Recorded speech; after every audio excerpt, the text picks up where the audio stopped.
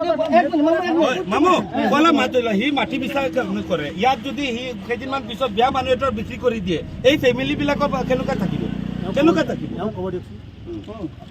মই আপোনাক এটা কথা কৈছো আপুনি তাৰ ল'ৰাকেইটা উপযুক্ত ল'ৰা আছিল আপুনি কমসে কম সুধিব লাগিছিল সিহঁতক মাটিখিনি কিনোতে এই মানুহটো পগলা হয়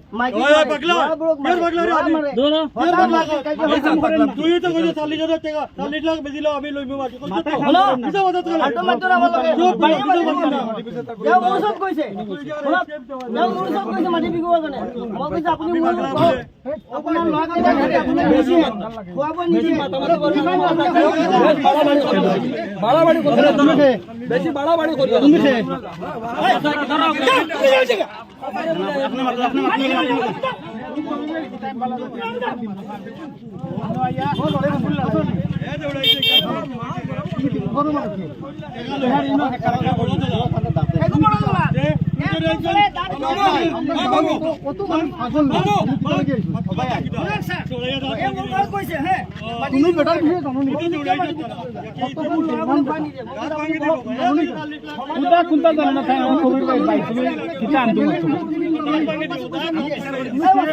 মই মাটি কিনিম যদি এইটো খৰচা নিদিয়ে আপোনাৰ মেডিচিনৰ পইচা নিদিয়ে মই ল'ম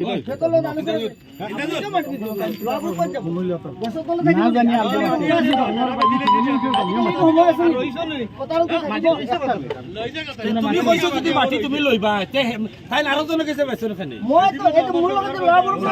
আৰু এটা বস্তু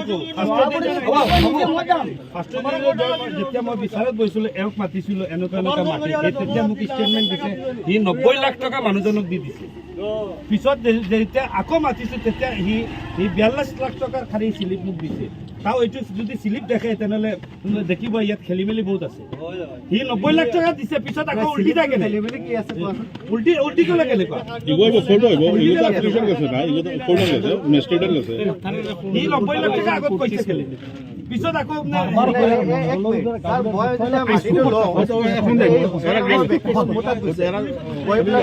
কি কৰিছে